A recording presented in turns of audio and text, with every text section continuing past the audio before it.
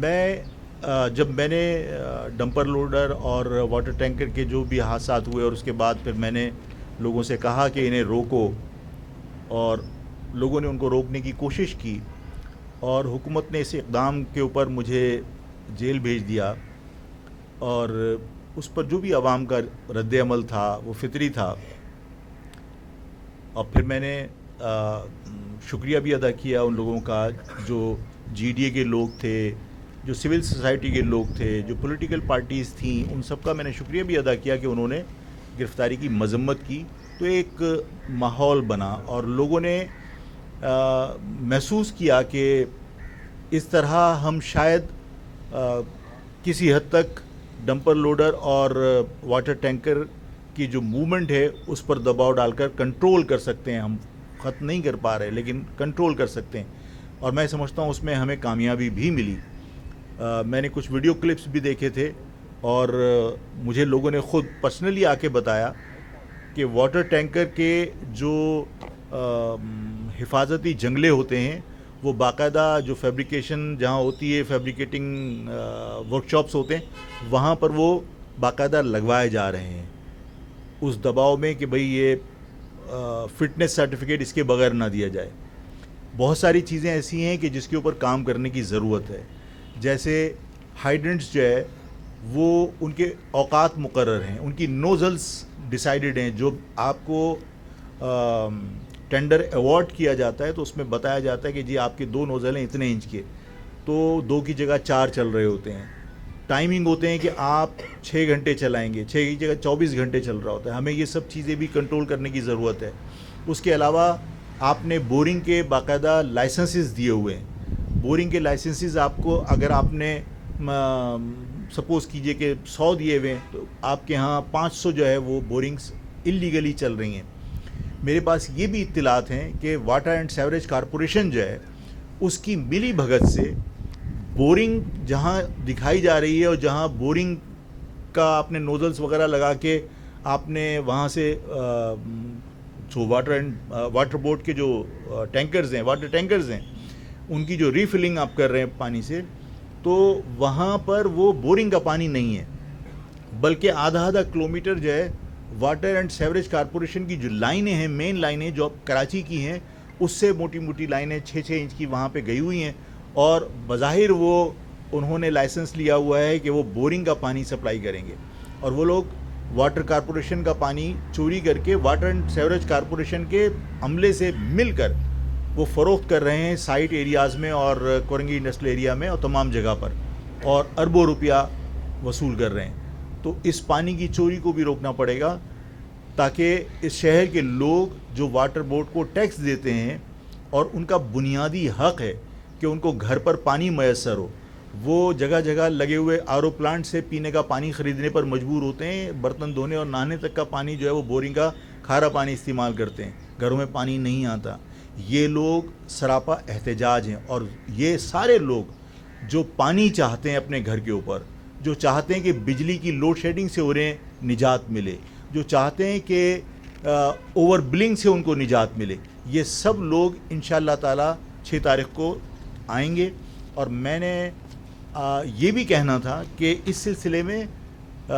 میں جماعت اسلامی کی جو کوششیں رہی ہیں اس کو بھی قدر کی نگاہ سے دیکھتا ہوں۔ جماعت اسلامی نے بھی جو واٹر ٹینکر اور ڈمپر مافیا کے خلاف اور کے الیکٹرک کے خلاف انہوں نے بھی بات کی ہے۔ میں متحدہ قومی موومنٹ نے جو ابھی حالیہ دنوں میں اس مہم کا وہ حصہ بنے ہیں یا جد و جہد کا آغاز کیا ہے انہوں نے واٹر ٹینکرز اور ڈمپر لوڈرز کے خلاف، تو میں ان کی جو کوششیں اس کو بھی قدر کی نگاہ سے دیکھتا ہوں۔ سنی تحریک نے بھی بات کی ہے، جو مرکزی مسلم لیگ ہے انہوں نے بھی کے الیکٹرک کے اوپر مظاہرے کیے ہیں۔ میں تمام سیاسی جماعتوں کو یہ درخواست کرنا چاہتا ہوں کہ جو کراچی کے بنیادی مسائل ہیں انہیں کوئی ایک سیاسی جماعت حل نہیں کر سکتی، اور ہمیں سب کو مشترکہ جد و جہد کرنی پڑے گی۔ میں نے مہاجر قومی موومنٹ نے مہاجر پرچم کو وقتی طور پر اس جد و جہد سے الگ رکھا ہے، اور یہ سفید پرچم جو کسی جماعت کا نہیں ہے، یہ اس کراچی کے لوگوں کی نمائندگی کر رہا ہے، جو چاہے پختون ہوں، چاہے پنجابی ہوں، چاہے سندھی ہوں، چاہے بلوچ ہوں، اور چاہے وہ میری قوم کے لوگ ہوں، مہاجر ہوں، ہم سب اس پرچم کے سائے تلے متحد ہو سکتے ہیں۔ جو لسانیت کا مجھ پر الزام تھا، اس چیز کو بھی سامنے رکھ کر میں نے احتیاط کی کہ کہیں یہ تاثر نہ جائے کہ میں اگر ڈمپر کے خلاف بات کر رہا ہوں تو یہ کوئی لسانی معاملہ ہے۔ لسانی معاملہ قرار دے کر اس سے لوگ راہ فرار اختیار کر سکتے تھے، تو میں نے یہ سفید پرچم اس لیے متعارف کرایا تھا کہ سفید پرچم کے تلے ہم سب مشترکہ جدوجہد کر سکتے ہیں۔ میں آج آپ کے سامنے بہت ادب سے اور عاجزانہ طور پر درخواست کرتا ہوں متحدہ قومی موومنٹ سے بھی، جماعت اسلامی سے بھی، سنی تحریک سے بھی، تحریک انصاف سے بھی، اس شہر میں انہوں نے بھی کراچی کے ایشوز کے اوپر بڑی مؤثر آواز بن کر اپنے آپ کو متعارف کروایا ہے، اور جماعت اسلامی کو بھی، ان سب کو میں دعوت دیتا ہوں، ان سب کی قیادت سے درخواست کرتا ہوں کہ ان معاملات کو سیاسی رنگ دینے کی بجائے اس کو انسانی مسئلہ سمجھ کر اور بقا کا مسئلہ سمجھ کر، جو 12 تاریخ کو یہ شہر اپنی طاقت کا مظاہرہ کرنا چاہتا ہے، اس میں شریک ہو کر اور بھرپور حصہ لے کر اس شہر کی آواز میں آواز ملا کر اس کو مزید تقویت پہنچائیں، اور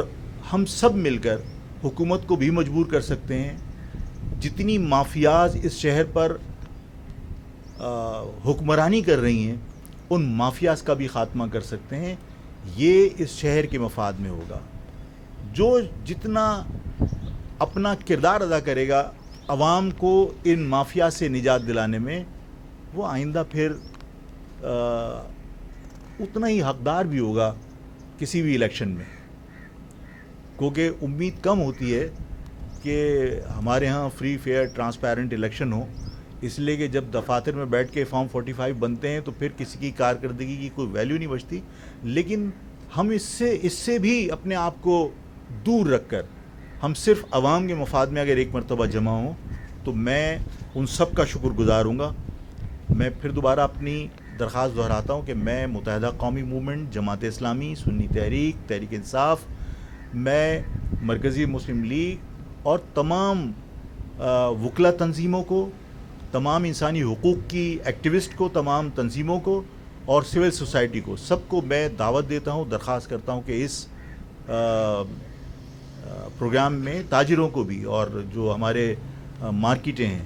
کہ یہ اس کو سیاسی مسئلہ بنانے کی بجائے کراچی کے ان مسائل کو انسانی مسئلہ سمجھ کر سب اس میں پارٹیسپیٹ کریں۔ میں سب کو ویلکم کروں گا، سب کا میں ہمیشہ ممنون رہوں گا۔